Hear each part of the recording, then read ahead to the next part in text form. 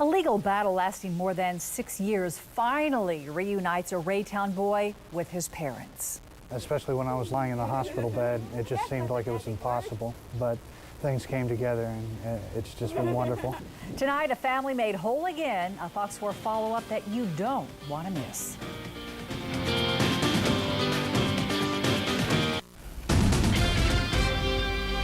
7 years after he was born, a Raytown boy is finally living with his biological parents. Tonight, a Fox 4 follow-up to a story that we first told you about a year ago. Fox 4's Rob Lowe joins us now with the story of Noah Bond, his would-be adoption, and the birth father who fought all the way to the Missouri Supreme Court to get his son back. Quite a ride, Rob. John, Susan, when I first told you about Noah Bond a year ago, he was living in Texas with a couple who wanted to adopt him and who had raised him since he was an infant. But the birth father had never agreed to the adoption, and his girlfriend says she only did so under duress. After more than 6 years of legal battles, Noah was given back to his parents in August, and tonight they've agreed to let us see how they're all doing. Undo our court case. How do parents begin to make up for 6 years of separation from their only child? It's what Craig Lentz and Ebby Bond have been trying to do for the last 6 months. I mean, every day that I spend with Noah is just that much more precious to me. Oh, it's amazing. I'm so glad that he's home and he's doing well and having fun. Hey. Noah Bond is now 7, but his birthday in December was the first he ever spent with his parents. It was December 2004 when Craig Lentz filmed the birth of a son when girlfriend Ebby Bond gave birth. But during a bout of what she calls postpartum depression, she agreed to give up custody. Craig's name wasn't on the birth certificate, so he had no legal standing to stop the process. When we went to get it, there was no record that Noah was ever born.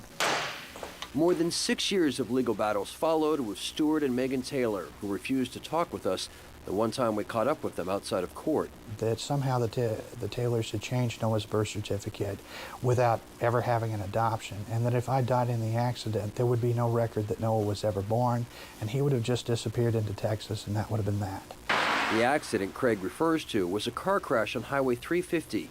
He died on the operating table twice, only to survive months of painful rehabilitation and more delays to his expensive custody battle. If you got a college education and you're able to raise $1 million and you have a strong faith in God, that you may eventually get part of justice. I'm really good at this game. Justice for Craig and Ebby came in August when Craig was finally awarded permanent custody of Noah. I knew a time when I was, I missed him so much, and I wanted to see him every day, and every child I ever saw reminded me of him. And now I can get up in the morning and see him, his face. I don't have to just imagine his face. How's school going? What's your favorite subject? What do you like to do at school?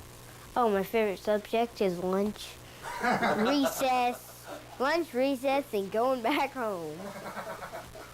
Now in first grade, Noah's parents say he's adjusted well with the help of therapy. So these people played keep away for 6.5 years, and now Noah's returned to us, and they wouldn't even participate in the therapy that was ordered by the court. And when you lived in Texas, did you wonder why you weren't living with Mom and Dad? Yeah, I didn't know they were my mom and dad. And how does it feel now that you are with Mom and Dad? Well, I was like, whoa.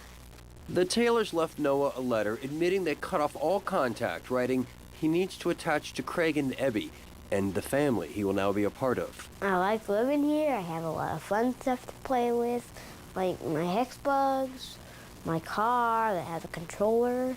I didn't think I could love him more, but my love has just deepened so much from actually being able to take care of him. The path to reunification was slow and complicated, but there was no way to break the bonds of love for two parents and a son named Noah Bond. Craig Lentz was allowed visitation with Noah over the last 6 years, but it was limited, and Abby wasn't allowed to see him at all because legally she had given up custody. But there's nothing to keep her from seeing Noah now, since Craig has custody and the two are still a couple. Rob Lowe, Fox 4 News, working for you.